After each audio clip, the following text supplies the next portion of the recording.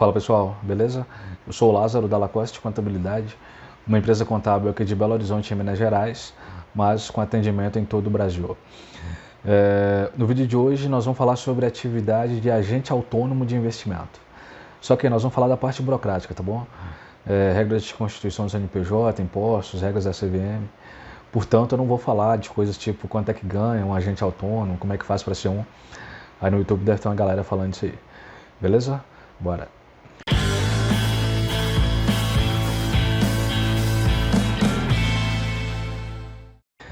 Então, turma, essa atividade, né, de agente autônomo, ela é uma atividade que tem que verificar as regras da CVM, né? A CVM é a Comissão de Valores Mobiliários. E nessa imagem que a gente está vendo tem alguns pontos fundamentais, né, dessa norma. Por exemplo, o agente autônomo, né, tem que fazer a empresa dele, ele tem que abrir o CNPJ, e a empresa aberta tem que ser registrada na CVM. Tem que ter um contrato, né, entre o agente autônomo e a sociedade distribuidora dos valores lá, né, por exemplo, a XP.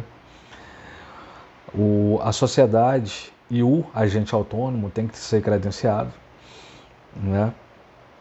No nome da empresa tem que ter a expressão agente autônomo de investimento.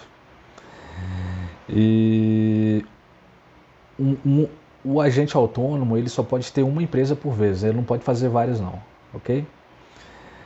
E a sociedade, né, de agente autônomo tem que ser uma sociedade simples. Em determinado aspecto, as sociedades são divididas em duas, né, sociedade simples e sociedade empresária. A simples é quando tem uma dependência maior do sócio, né, ou seja, o serviço só pode ser realizado pelo sócio, né. Isso é muito comum com profissões regulamentadas, né, contadores, médicos, engenheiros, né. E a sociedade empresária não necessariamente depende do sócio, né? Que geralmente atividades comerciais, né? Mas a lei pede que seja aberto a empresa como uma sociedade simples. E aí eu também coloquei uma regra da XP, eu dando uma pesquisada aqui. Não está na lei, né? Mas a XP, por exemplo, que é um grande player do mercado aí, eles vão exigir que a empresa suas tenham pelo menos 3 sócios. E também tem um valor de garantia de 50 mil reais por aí.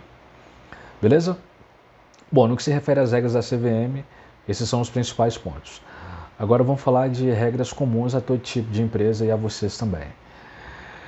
Quando vai abrir empresa tem que definir 3 coisas. A atividade, que é essa que a gente está vendo, o CNAE, Cadastro Nacional de Atividades Econômicas, o tipo jurídico e o regime tributário.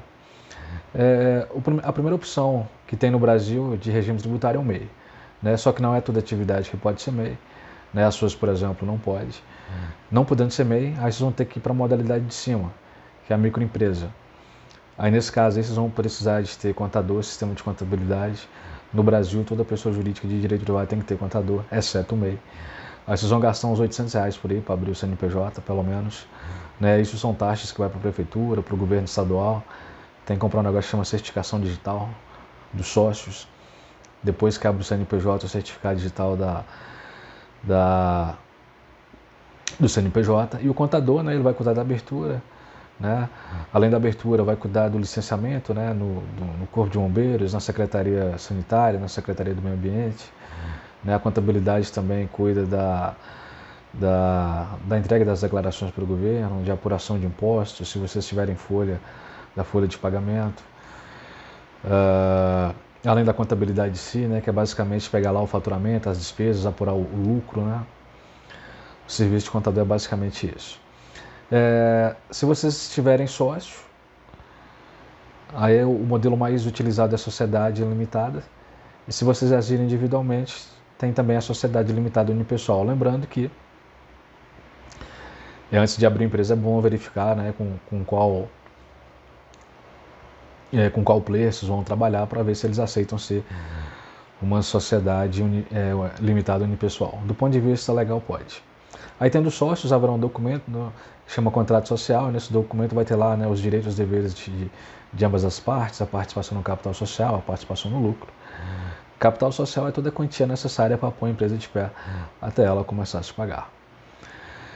Beleza? Bom, é basicamente isso aí. Vamos falar um pouco agora da parte financeira e tributária. Essa imagem que a gente está vendo foram 2 cenários que eu preparei, mensal. Uma faturando 50 mil e a outra faturando 150 mil. Aí eu coloquei algumas despesas comuns, né, prolabore, empregados, aluguel, locomoção, alimentação, software, marketing, etc. E da linha 20 à linha 26 eu calculei os impostos. O intuito do vídeo não é ensinar a calcular o imposto, então eu só calculei e joguei para vocês.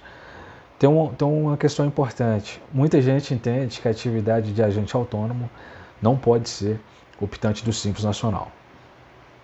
Eu particularmente discordo, até porque as empresas, a regra do Simples Nacional traz os impedimentos lá. A minha interpretação é que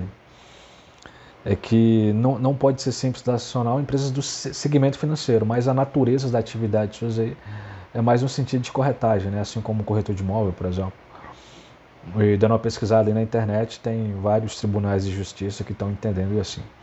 Mas, de todo modo, é importante frisar isso aí, né? Aí, além do Simples Nacional, eu coloquei o lucro presumido e o lucro real, né? E, na linha 35, o percentual efetivo de tributos, que é basicamente a relação entre o imposto calculado pelo faturamento.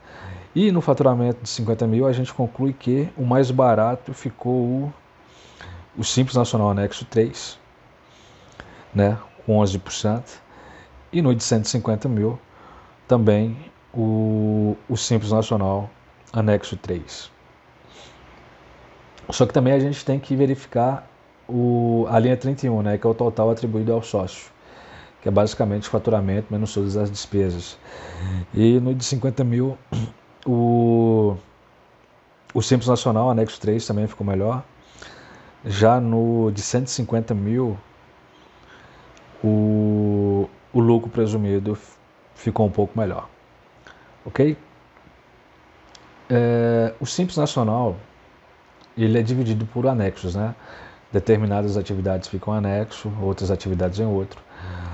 O segmento seus aí, que é aquele que não é lá que a gente viu, para ele ficar no anexo 3, que é o anexo mais vantajoso, a relação entre a folha de pagamento, em que se inclui o prolabore, e o faturamento tem que ser acima de 28%.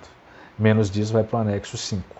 Só que o anexo 5, ele tem uma alíquota, como a gente pode verificar aí na linha 22, um pouco maior, né? Então uma questão, Lázaro, qual que é o melhor?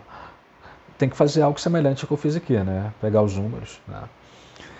E geralmente a lei permitindo, o melhor modo é o mais barato, né?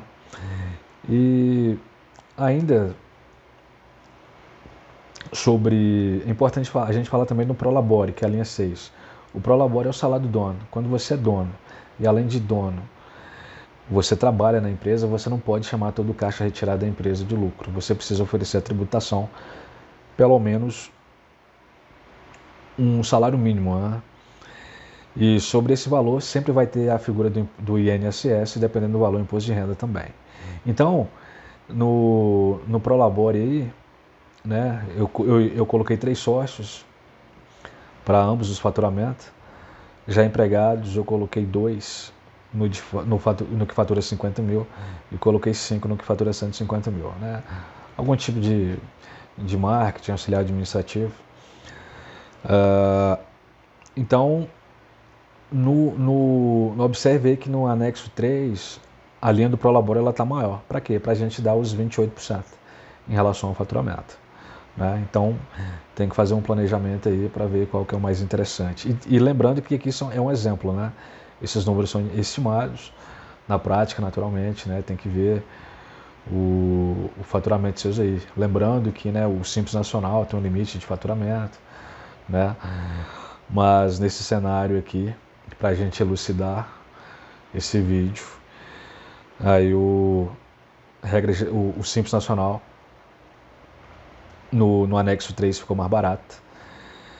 E no cenário de 50 mil ficou mais barato. Já no de 150 mil o lucro presumido ficou um pouco melhor. Né? E lembrando que o Prolabore, né, aí você pagando, você vai poder, além de ser obrigado, né, não ter risco fiscal, você vai poder contribuir você vai poder se aposentar, tem outros benefícios também, auxílio acidente, auxílio doença, salário maternidade. Beleza? Bom, turma, os principais pontos foram esses. Eu vou ficando por aqui. Quem tiver chegado até aqui e tiver gostado, aquele like, se inscreve no canal e precisando também. Beleza? Até a próxima. Tchau.